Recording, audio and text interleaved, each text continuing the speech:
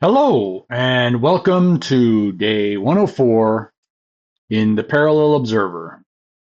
My name is John Grant, and I'm the founder and CEO of InnovateXR, uh, and the creator of the Parallel Observer.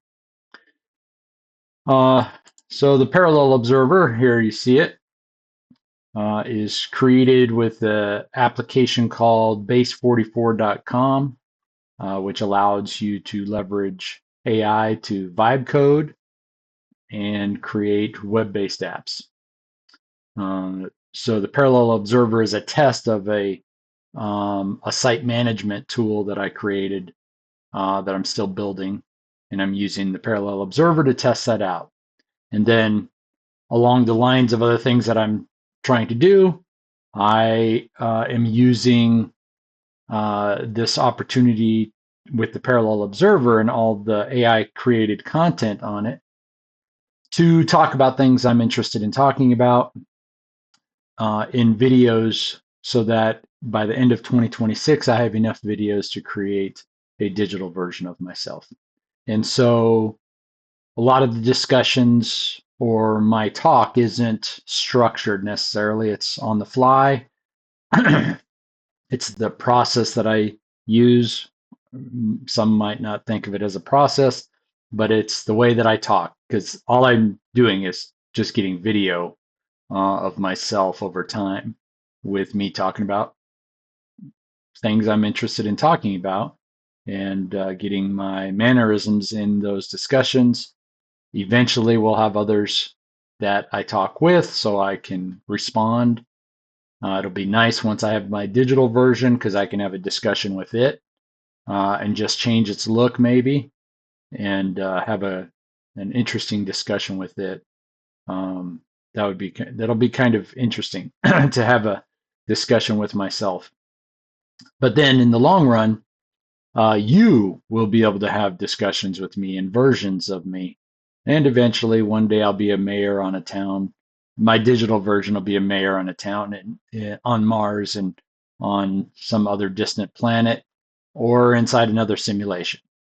So, speaking of simulations, did you hear? Isn't it awesome that yesterday was the national championship for the college football playoffs and for the NCAA and against the Miami Hurricanes and Indiana Hoosiers. And oh my gosh, Miami won. Oh, that would be a different reality and a different time, a whole different thing, right? Because no, they didn't. It was a great game, and it did go down to the end. But Indiana won. The Heisman Trophy winner, Mendoza, he kept him going. That guy's tough. But yeah, for those who capture just my words that Miami won, right? That's an alternate reality. They won in many different realities, and potentially in another simulation they won, but not today. For most people's memory, hopefully it's everybody's memory, uh, Indiana won. Okay, so what I'm going to do today is I'm going to kind of free flow through some of the functionality inside the Parallel Observer. Uh, Hopefully you can follow around with my mouse. I might have to adjust my mouse so it's easier to see as I'm going through this. But I just want to talk about some of the different menus. I want to walk through images, talk about what I see in some of the images. We might spend a little time on some of the articles.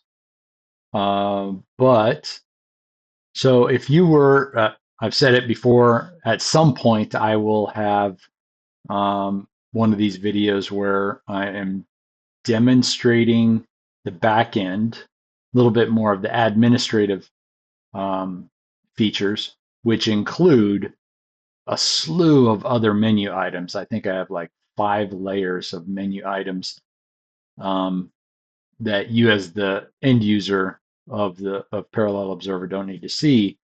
But if you were to pay for a version of the parallel observer or pay for certain access, then you might also be able to um, see some of that functionality. To include being a writer or contributor to some of the stories or potentially to some of the categories. So if you're really into health and you just want to explore writing about various aspects of health and maybe even health uh, in the alternate reality, right, where you don't have, you're not worried about how someone's going to respond to the way that you pitch or express different health concerns and remedies and all that. You might want to explore that and see how people respond, or see you might want a story arc included in the overall stories or in the overall parallel observer timeline that you can see how it would adjust over time, see the type of comments you might get from folks. If you're a sports enthusiast who wants to write or wants to practice writing about sports, this would be a good place to do it, right? And you can get, I can get you contributor access so that you could start submitting some of your ideas and some of your writing into the the uh, the site.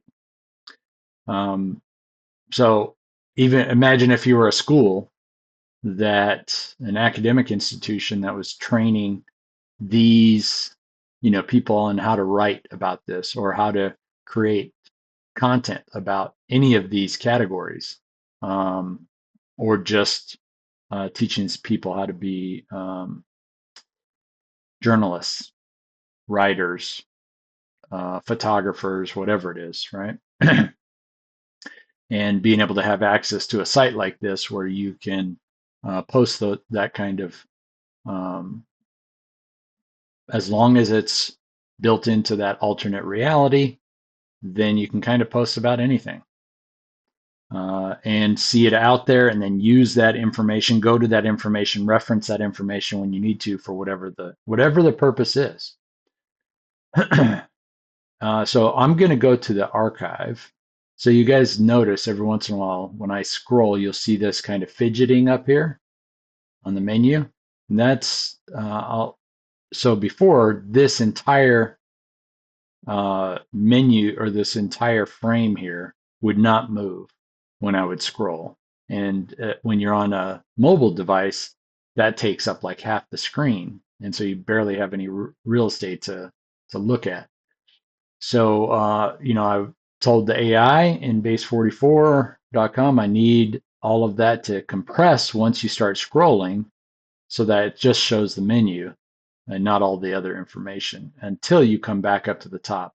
But there's a little area in between there where it kind of, right, it's jerky. So I have to see what that's not a big deal, but I'll probably be able to take care of it with a little bit more vibe coding. So let's take a look at this. I want to take a look at this image or the story, but it's really the image. Um, really like all the augmented layers of visuals. So let's imagine how would this actually be, how would they be able to interact on the same augmented screen if they're not wearing glasses or goggles or whatever? What would be the options? Raise your hand, right? We're in class. Raise your hand. What are the options?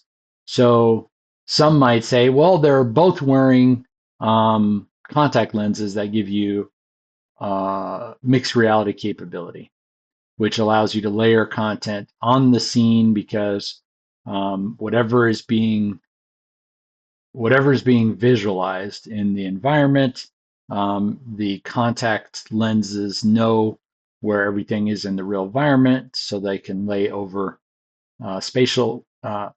augmented data within a spatial context in a multi-user application, so multiple people can participate in the same space with augmented data. So it could be that, or these two people could be inside a simulation, inside a virtual reality application where on the outside they are wearing headsets of some type, or glasses of some type, or lenses of some type, that they're represented. These are their avatars within the space, and then you can have augmented layers uh, be inside the virtual space that you're in, right? So how would we do this if this was physical reality? And what would be the different ways to get augmented displays to show up in thin air like this? Is that lasers? What is it? Because these have to touch something in the air to be able to be present or seen, visualized, right? So something's got to be in there. But point is, there's different ways that this scene could become a reality, right? Somebody can use it because I've done this kind of stuff inside VR where that's my avatar. I'm outside of that simulation wearing a VR headset and I'm in with another person and all of that, all of these, various displays show up inside my virtual space. The other thing is I could be wearing a Quest, a Meta Quest 3 VR headset with pass through to do mixed reality, so I could see my office digitized, but it's a representation of my physical office live, and then overlay screens like that, augmented screens within my space, and then I can have somebody else in there with me, but it still is my real space. I can still see my keyboard, mouse, and everything else. Still watch TV if I want to through there directly through this, or at least be aware of what's going on TV, and have these nice clear screens all over the place. And there are a variety of applications that allow that within a headset like this and other headsets.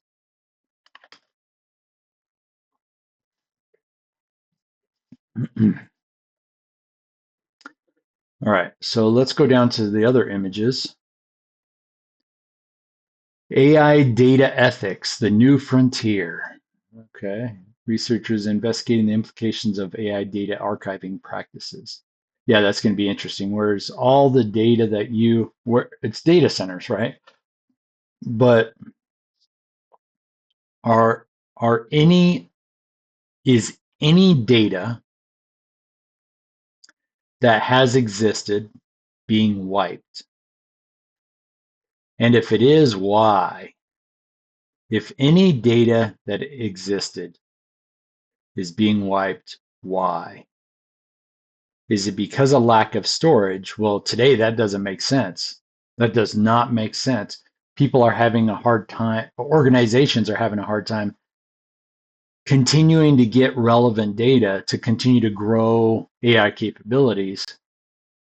And so they need more data. That means they don't need less data than before. And potentially the data certain models is built on, um, that data that's being deleted wasn't part of that source data. So why delete it, right? They need more data.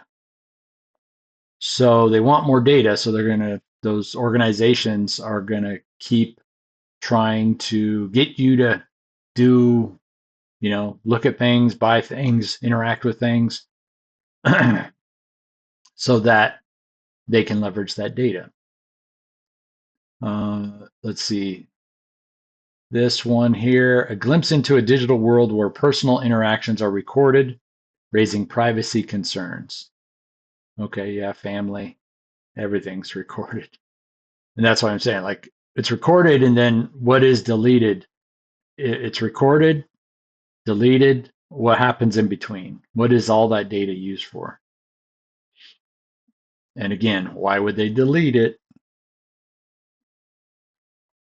Or do they just archive it somehow in a way that is highly compressed, where they say, we'll come back to it later. We're going to compress it and have it in like a cold storage or whatever.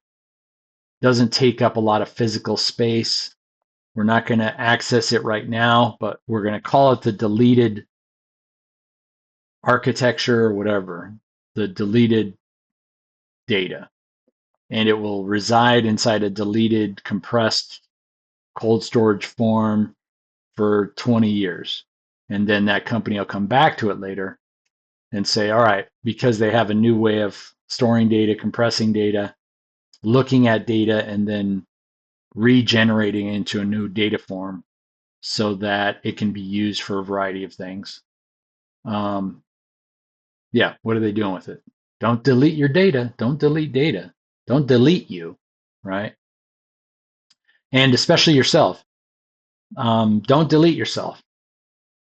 You want as much data as possible for you to continue to exist, even while you're alive, potentially if you're having health issues where you maybe can't speak,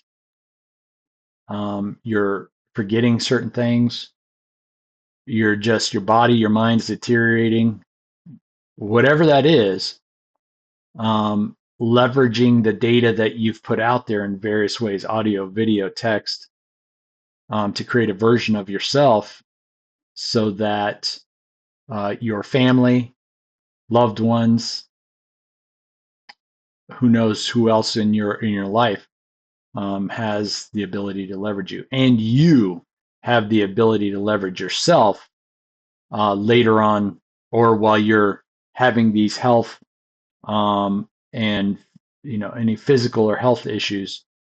Imagine if your digital version that gets created of you later this year, although some people are doing it right now, but later this year, when you have the really easy opportunity to say, yes, I do want a digital version of myself, here's all the data, and I'll continue to use, resources, applications that will help enhance my digital version while I'm just going through my daily routine.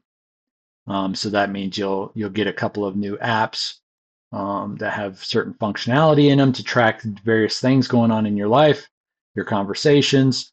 Maybe you do get the wristband, or you get a enhancement with your watch that does some other tracking of you in the day, so that,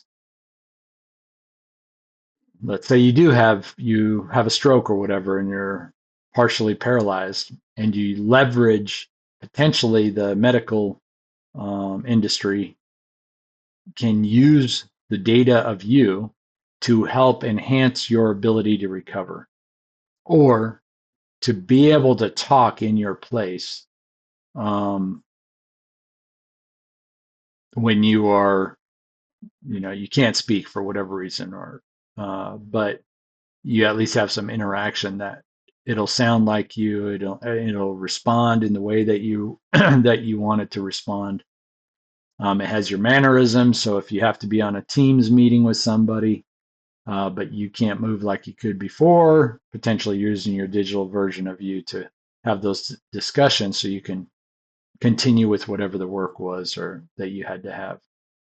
Okay, so let's go and take a look at under podcasts. I got to put out the podcast from last week.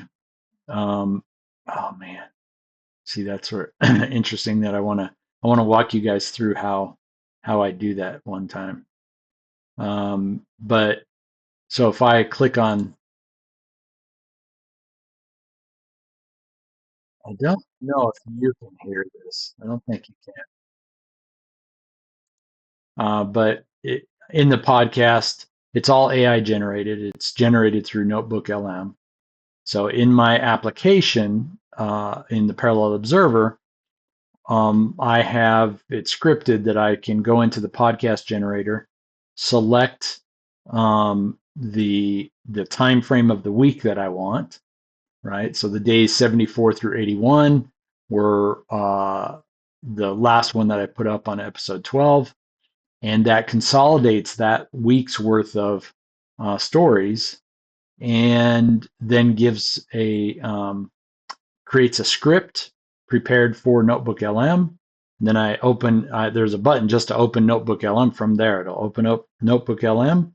And then I copy or I take that script.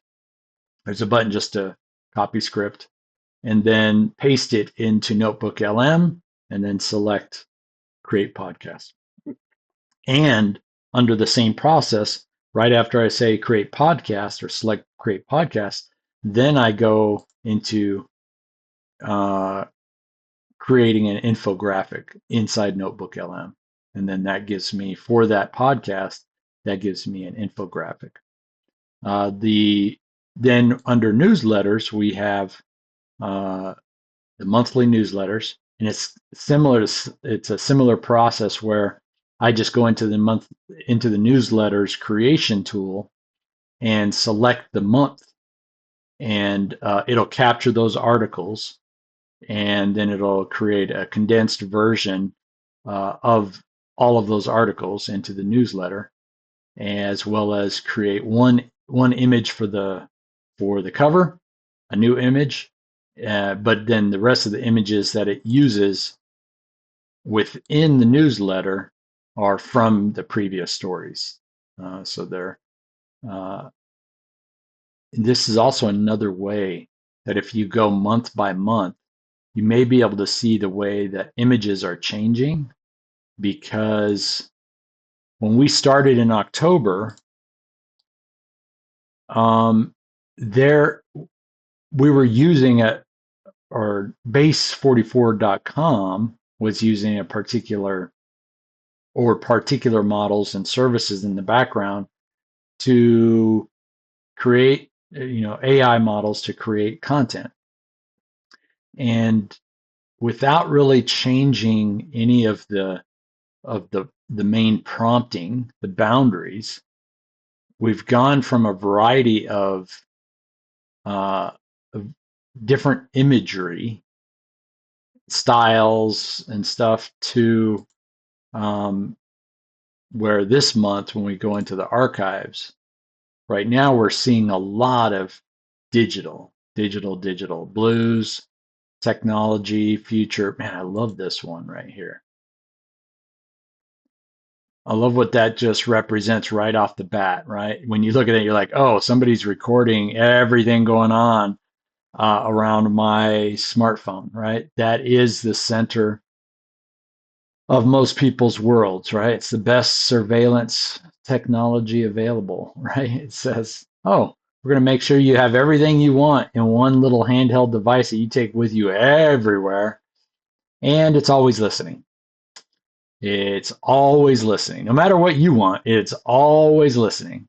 And somebody is recording that data someplace, wanting it, placing it someplace until you ask for the data. When you say, hey, Siri, and then it comes back with, or you continue on. That's just, it's constantly listening, waiting for you to say that so that it can respond to you, but it's listening. It doesn't just sit there, la la la, microphone is on, la la la, I'll just listen. It's listening for a purpose. There's value beyond you, meaning there's value to those who created the applications, the hardware, software, the companies, to your data. When you're talking, regardless of whether you think there's value, they want your data all the time. Oh, no, no, I shut off. Oh, don't worry about that. I shut off. I press that button that says, no, don't listen to me. No, don't blah, blah, blah. No, don't. That's for you. That's a button for you to select. But just because you selected it doesn't mean in the background that a company didn't say when somebody selects that, that's for them. That means you deselect the feature for them, but we continue to use the data and we continue to use that functionality until they adjust. And because we have that as a default that says we'll always listen until you swipe that thing for yourself, meaning you don't have a need for having that information or whatever, or that function. If they switch it, we'll just make sure we have an update in 2 weeks. And we'll download and install the update because you have it set to automatically update because that's a default too. And we'll switch that little switch back to its default, which says, hey, listen to me all the time. And you'll have to go in and click that or swipe that, whatever, to get back to your feeling of privacy. Feeling of privacy. The reality of privacy is if you have a digital device around you, there is no privacy. Um, you probably don't have somebody watching you every second in your bathroom unless you have a tablet sitting there in your bathroom that's facing your toilet, or you have you have a TV with a camera on it, whatever, right? So like, what in the bathroom? Why would I? Well, a lot of you take your phone in there too. Well, everything's on in your phone when you're in there too and using it. So think about it. Just think about it. Think about how, think about if you were in, oh, what was that called? I forget the movie where Jim Carrey, he was just on a reality show. He didn't know it. His whole life was a reality show and he was the central figure. And every place he went, he was observed. And that was really before really the smartphones process. And now if somebody did something like that, yeah, he was in a simulation. It was his physical simulation, but it was a simulation. Everything was built just for him. And his role was to be the central figure. Everybody else had roles, right? It was a simulation. Okay, so I want to check out. So if we go to community in this one, because I'm not adding anything, I'm not, say, hey, log in and register, and then you get to participate and do all this stuff inside here. Go ahead. I've got placeholders, and I want to get people to start clicking on things and figure out where we're broken, figure out what works, what doesn't work, and I'll keep building out the site and all its functionality to make sure it's right and that it reacts and is appropriate for the outcomes that we want, as well as we start to monetize the site, what people want out of it, right? But in the meantime, it's all mine. And it's me focusing on just trying to be able to talk and gesture and do everything on video, reference things that I want to talk about and can talk about. So I can create the digital John. All right, let's go into archive again. And I want to look at a lot of these images, and we'll look at some of the stories real quick too. It says navigating the new frontier. Let's look at some of these images. Man, look at all the floating screens that they're interacting with too. Yeah. And think about this. What if so let's say you have a small company or a big company, and you want to work in an environment like this, and your team is ready to work in an environment like this. They want that flexibility and functionality. And the only thing that they have to do that is to put on something like a MetaQuest 3 or potentially even a HoloLens 2 or a Magic Leap 2. Or even now the Galaxy XR from Samsung. Or any of the other mixed reality headsets that they could allow pass through, but initially you could be completely immersed in the environment. You could be together with your team inside of a virtual reality experience in a lab, but your company doesn't actually have a lab. Instead, you're all working in your different locations throughout the world, and you pop on your headset and you all work together in this super sci-fi looking environment with all its functionality, whatever that functionality is.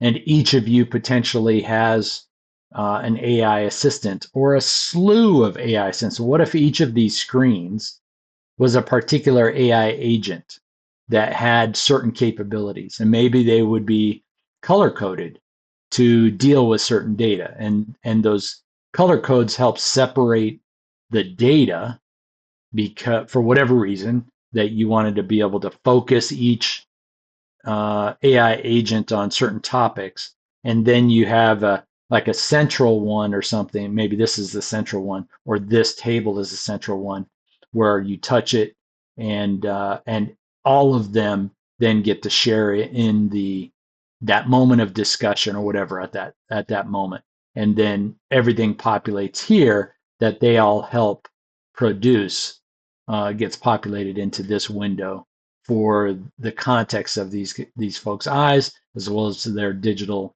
their own personal digital assistants, buddies, whatever it is, that are supporting their process and their thinking process. All right, man, I like that. All right, let's look at some of the other images. Oh, cool. Cyber and augmentations journalism. What are cybernetics and augmentations? So this probably means cybernetics and augmentations. So and notice how it's spelled different here too. I'm not really worried too much about the spellings in these because as long as the images right now are getting the point across, right? And this doesn't distract too much. This kind of distracted because I was like, this would be easy because they separated this here to make it into two words. And augmentations is definitely different than augmentations. So that was a little thing, but coming over to here and seeing kind of what it was trying to do. All right, got it. But man, the images and everything that this is creating is really great. Let's take another look at another article. Remember, again, some of you are just jumping onto this right now, are like, man, he's all over the place. What's going on?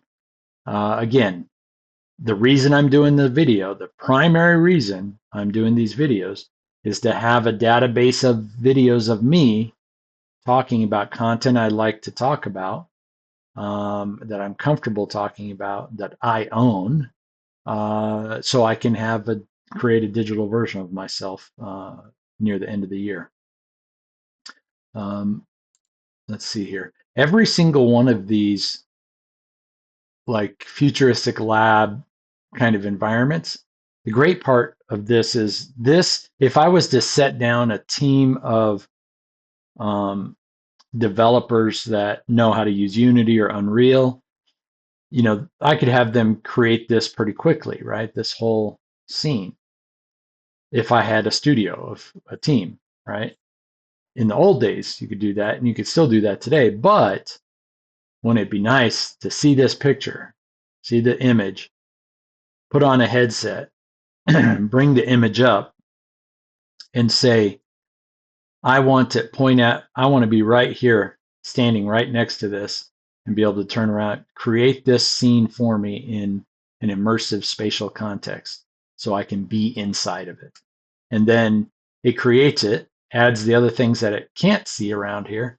And then I can move around inside this all over the place, look up, look around, put my hand inside here, all that kind of stuff. And then I could say, now make this a representation of current time and our current uh, galaxy, right? And position, show where Earth is, now make functionality of these different displays. And then potentially say, all right, now link my agentic AI 2 Bravo, 3 Charlie, 4 Alpha, 33, 44, all the, just highlight what each one of these positions is, becomes an agentic AI to do certain things on these screens. And interestingly, on some of these screens, potentially the other side of the screen, because it's all virtual, can be anything. So I say, oh, while I'm walking over here in between, I want to be able to see what this person is talking to me about. I'm just looking over, and the person is saying, well, sir, we got this, this, this. And I can just see the back here is representing what they're talking about. Um, just like it's showing over here. Although this is somebody's work area, these ones here don't have desks behind them. So you would still want them to have that kind of functionality. But again, there would be, you could then select whatever you wanted, but just using this image to say, take me into that image. Let me exist in that image, and let's continue to create functionality within this. I want this command center or this visualization location. Maybe this is your business, and the way that you want some of your projects to be represented is in a space like this, right? So you have a particular client and you have different uh, agentic AI or different account managers or personnel who support the account and that project, and they have particular positions. So you can just point at it and, okay, this. And if you have more than all of the seating here, well, that's great. Expand to another circle around all of those. That gives me more of our positions for everybody involved in the company in that project so that we can interact. And then if it's like, well, we have partners who participate who aren't employed by the company, and we need to wall them. We need them to be included in here, but we need to wall them off from some of the other information that's being visualized because they don't have the the authority, need to know, or whatever to be exposed to that information. But others within that space need to be able to look into their space and be able to interact with them. There's a variety of ways that you would do that. In in the real world, think of Headwall VR and some of the stuff that Jeff Bund and his team do. Okay, so let's go down to some, oh man, look at these images. I mean, this is really awesome. It's like a watch, like time. Let's see, detailed workings of a temporal router, showcasing the technology behind programmable time interfaces. Well, right away, it's like a clock, right? You look like it's a watch um, mechanism with some augmented data, temporal stuff. That's really cool. And then in this, it's looks like military-ish kind of stuff. Military personnel overseeing operations of next-gen temporal radar that pierces through conventional stealth. Yep, yep. Man, I like that. That looks nice. All right, let's look at another one. And if you wanted to, we could go into advanced filters and we could search specific information, content, author, headlines, and then pull those up. We could pick the start dates, end date, all of that. So let's do Mars.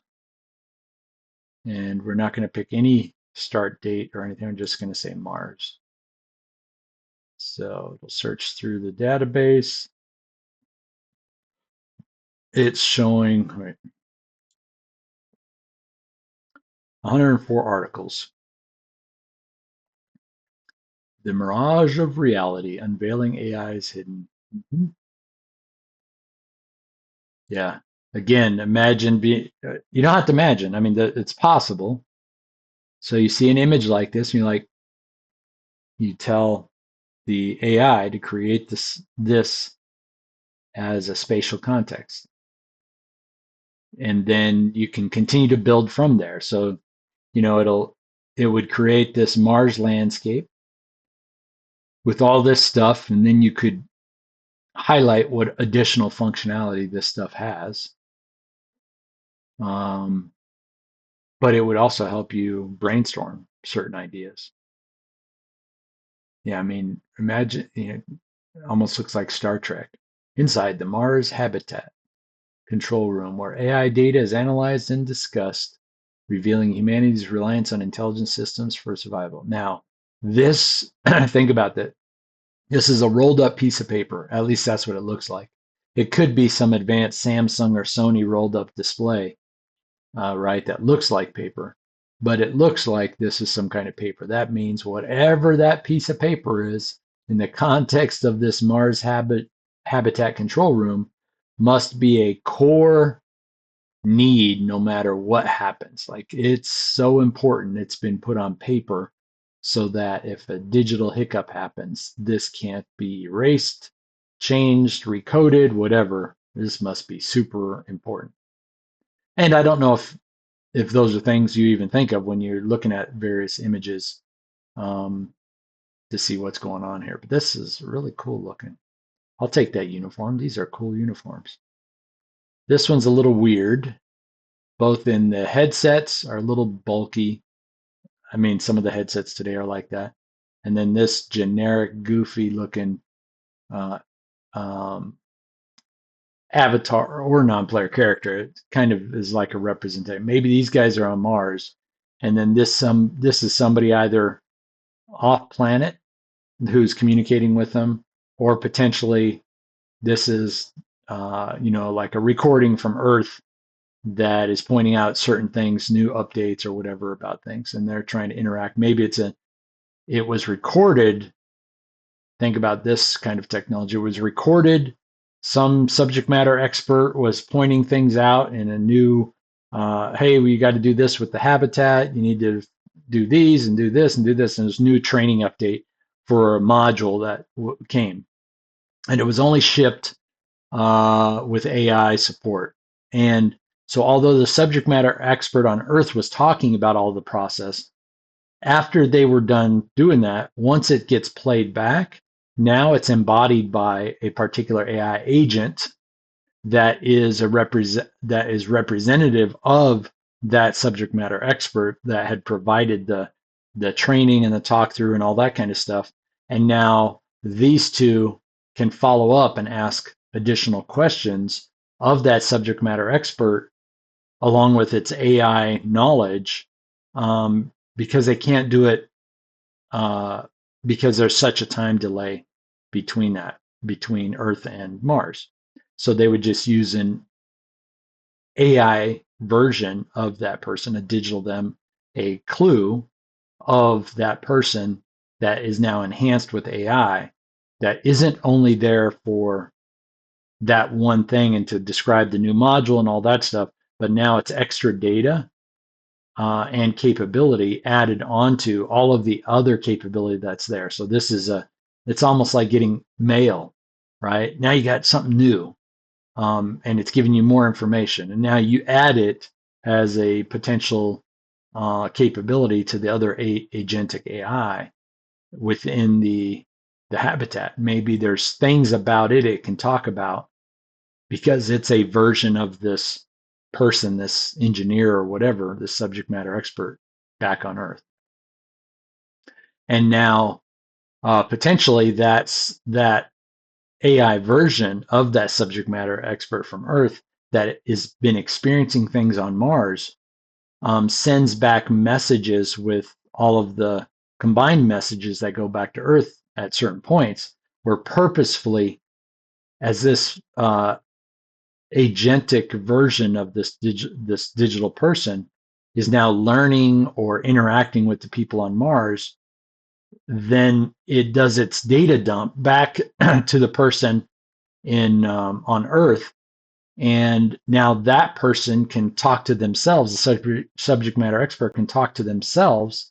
That engineer version of them that now has more smarts based on what their experience has been on Mars, and now they can work side by side on Earth toward certain problems, and they can all be the people on Earth can be inside the habitats on Mars virtually with the help of these digital versions of themselves, and they just continue to grow. So the next time another package goes back from Earth, Now there's an updated version of this from it might be two of them working together, the same subject matter expert and their digital avatar going back and forth. There might need to start being, we might need to think about naming conventions for the digital me, the digital you, the clue, right? So all of a sudden you meet somebody and you get introduced online. Let's go to this.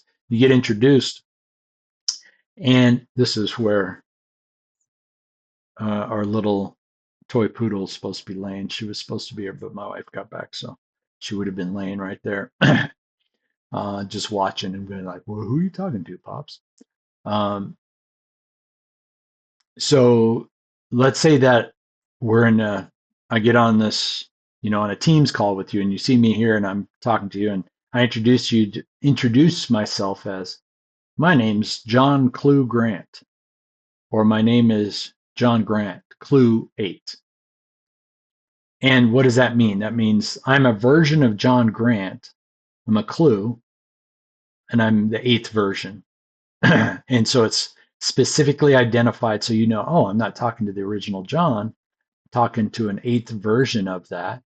And I might be Clue 8, um, and whatever separations we had, Clue 8 IT for information technology, or Clue 8 admin, where that's focused on administrative agentic tasks, or Clue 8, I'm Clue 8.5, logistics, right? Or something like that. And you would think in the military, they would have a version of that where it'd be for like Army, where you have 1, 2, 3, 4, 5, 6, 7, 8, 9. So 1 being administrative, 2 being security, 3 being um, operations, 4, I'm going to jump to 6. 6 is IT. J7 can be futures potentially. Sometimes that's a J5. 3 is operations. 7, 8. 9 can be also future. It all depends on the organization. But the point is you have a generalized structure across entire organization where you have a number and a letter can be a J staff, like J1, joint administration, or S for just staffs, traditional staff, or G, general staff, G1. Um, so you could have that kind of structure as a as a naming convention for digital use or clues or digital me's. We'll have to think about that and start formulating that. I'll have to put that inside as a story within the parallel observer. All right, let's go back. Let's go into another another article.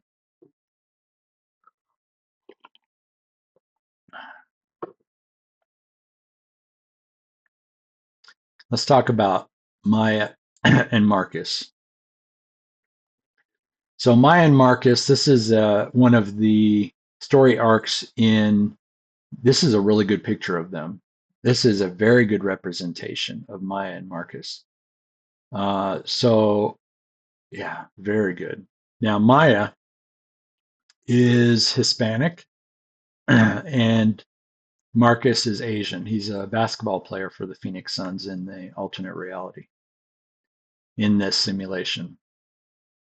And so I thought, okay, this would be interesting. Let's try a love story inside this alternate reality. How might that play out? What are the nuances there? What is the AI going to build out in this love story over 10 years? Because I was thinking of Taylor Swift and Kelsey from the NFL, right? So you have an artist, actress. Um, in this, Maya is an actress, and she's a a well-known actress, award-winning actress, and then he as Marcus as a athlete. And they end up, we have the story arc has them when they meet, even though they're characters before they met inside in the parallel observer in our Phoenix timeline. And I say Phoenix timeline, but it's just the name of this particular simulation or reality, Phoenix timeline, just because I'm in the Phoenix time zone. So I use that as the core, and that's why it's the Phoenix timeline. So in this one, it says, let's see, Maya and Marcus find connection amid doubts of their simulated reality. Yeah, what does it mean to have love if you find out that you're in a simulation, if all you are is digits? The reality is we're all ones and zeros in some form or fashion. When you look at our DNA and what we've mapped of DNA so far, um, we are code, right? And so uh, what is it when we find out what we think is reality is a simulation? Does love mean anything? Does connection mean anything? And of course, I think of course it does, because we are not all robots. And just because you're in a simulation doesn't mean you're programmed, right? Because you're going to have some interactions inside a simulation. So let's use this example. If I've created a large scale city simulation, then all of the non-player characters inside that large scale city simulation are coded. Doesn't mean they're scripted, it just means they're coded. They have purpose, meaning. They're supposed to be someplace during the time frame of the simulation, however long that takes. They're supposed to live someplace, go, work someplace, or go to school, or whatever their daily activity is. Their activity isn't to stand in one place the entire day, 24 hours of that digital day. They're supposed to do something. They need to have meaning and purpose doing something. And you're talking millions of non-player characters doing this, or tens of millions within a large-scale city simulation. So if they are doing that, and you've built a simulation to support somebody training inside that simulation, then the moment I inject a person from our reality into that simulation to interact and do things amongst all those non-player characters, well, that person is not coded, right? Within that simulation, they have freedom to move and everything within the context of the simulation, because there are boundaries. Potentially they can't fly. They don't the button isn't coded, or that simulation isn't built to have people fly, right? Like superheroes. It's not a superhero simulation, a simulation of the real world, of that physical reality. Then when users jump into that simulation, they're not coded. But what happens when Maya or Marcus interact with one of those people from the outside? They don't know that it's a simulation. They're just going about their life. But if for some reason the person from the outside of the simulation who's using the simulation for training interacts with Maya or Marcus, that it potentially impacts their roles. It impacts them. Like right now, they're questioning connection and love within a simulation. Although they're having a good time, but they're questioning, what does that really mean? What does it truly mean? And for they who have lots of resources and the flexibility to influence and stuff, what also does it mean to them? So if they were part of my training simulation, and I walked in and I went and I told Maya, I want to talk to her about the idea of a movie that I wanted her to be in, a role, and I acted as a producer for a movie or whatever, and I was just saying hi, just really, like all of the roles you've been in, I have the perfect role for you. and I tell her this amazing role, right? And then I tell her the role is you. This is you're inside a simulation. I give her a couple more hints, and she's like, "What? I don't believe you. What are you talking about?" But if now, because she's starting to believe she's in a simulation, right? She's now in the parallel observer. Everybody, all of these people in the background here, oops, all of these people in the background are, they've seen the news, they've been at the parties, all this stuff where the government representatives, maybe this is a senator or something, government representative or a staffer or something, and they've highlighted, yeah, our brightest scientists are saying we're inside a simulation. They found a glitch. And maybe the president's there and he's going to talk about how the simulation has impacted his presidency or whatever, right? And so there's some realization that a simulation, yeah, okay, maybe that's true. And that when I tell her that I'm from outside the simulation and uh, I just want her to know that now I've impacted her life. And so, how does that affect the rest of the simulation? Now, I still need it for training. I still need the simulation was created for me for training. But these millions of entities, these non-player characters that have purpose and meaning, are because Marcus is going to turn around after she's like, "Hey, there's the photographer. I got to go talk to him." So she's going to go talk to the photographer. Marcus is like, "Okay, I'm going to go. I got somebody I got to talk to." Maybe this is Marcus's agent. So he's going to go and talk to his agent. You're going to have a little discussion about something, whatever. The point is they all have purpose and meaning. Like, why are they at this party? Why did they even put clothes on today? Right? He's got probably a basketball game coming up, and she's preparing for a role in something, or she's looking for the new role because she's they haven't found her the next best role yet, right? So all of that is um, important for us to think about when we're talking about the potential of a simulation and whether you'll ever know that you are in the parallel observer. We're being told. So the moment that you have government representatives telling you this, or maybe showing you, uh, distracting you with UFOs and other stuff, right? Are we in a simulation? So this is funny. So every single one of these images have Chen on the front, as if it was the Chen team. It's supposed to be Phoenix, the Suns, and Chen is number 8, and the name should be on the back, but only on his, not on everybody else, right? So goofy stuff. Even though they put different well, no, 3 sevens, a 3 and 11. So these are things that inconsistencies. I'm not too worried about it, right? Because that's not the point of this, but there needs to remain some consistency there. So Maya in this one, interesting. She looks just a tad bit different. Look at all of her Oscars, right?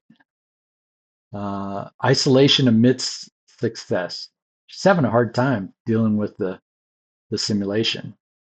And so it's going to be interesting to see how the relationship continues to grow inside that simulation. And we can impact it. We can add whatever we want. We can adjust that simulation, their storyline. We could have her getting pregnant before they get married. And then how does that impact everything, right? Or we could have a little affair happen with somebody doing a leak of an image of him with somebody, right? The point is we can impact this right now in the storyline. And by doing that, you start to see how, if this was a simulation, how those on the outside who are controlling the simulation or interacting with the simulation can impact those in the simulation far beyond what their what internally in the simulation they think their reality is and their purpose, right? Because if an entire world is created to support the outcome, one training outcome, right? One training outcome. I need to be able to do this. And the only way that I can truly do it and assess the person's ability to do it is by having a simulation. And in order to do that, I need a replication of a part of the planet with all the nuances there so that it can happen the way it's supposed to happen in the real world. And then and then it gets used for other purposes because it's an amazing technology, but originally created to do a particular thing. And now you can use it to do all these other things. So why wouldn't you? Oh, I already spent all the money for it, the compute and everything to create all the non-player characters, the millions of non-player character agents, AI agents to exist to live within a certain time frame so that I can get this outcome that I want. But within that same time frame, all those resources of all that neural processing of all the AI agents, I could give them some other purpose. So let's say I go in and, okay, Marcus, um, I want, because you have access to different parts of the country, um, when you get to a certain part of, when you're going to play a game in whatever, Minnesota, I want you to go to a particular restaurant in Minnesota and buy something in this one restaurant uh, because we're going to make the Marcus Chen burger or whatever, right? And we need you to take a picture while you're in there, hold the burger up, whatever it is, right? There may be a variety of different reasons for that, but that's great marketing. Somebody's getting something out of that at the end. Someone's getting something out of that. And maybe that's just marketing where somebody needs to create a marketing campaign for a really yummy burger and they use the simulation to just draw from, right? They don't have to go to the real world, take a picture of something, and oh my gosh, no, we'll just do it inside the simulation. And you're starting to see that happening more often now with the capabilities available to use AI to build content. I just saw a brief video. I think it was Unity and AI applications within it built into it to help support um, a variety of content generation. That's got to be amazing for content developers who had a certain workflow, which took a certain amount of time to have embedded within the workflow that you understand is a new capability to reduce that time, make your opportunity to boom, boom, boom, go faster, faster, faster. I wonder what they think about that. Anyways, all right. So I'm going to end. Let's see. Yeah, I'm going to end with this. I'm going to end with this today, and I'm going to ask you. Let's go to one more image. I'm going to ask you, what does your simulation look like? What does your simulation look like? See, here's Maya and Marcus again. Yeah, another version of them. The Celebrity and the City, sports journalism. Okay.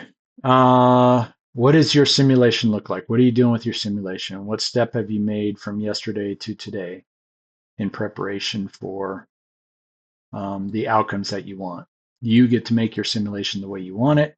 There are boundaries, um, but you can play within those boundaries very well, and you can help impact that by focusing on the things that you want done and making steps towards that. Don't keep it up here. Keep it up here. It's just that just doesn't happen that way. You need to get it out let others help you move in that direction as well.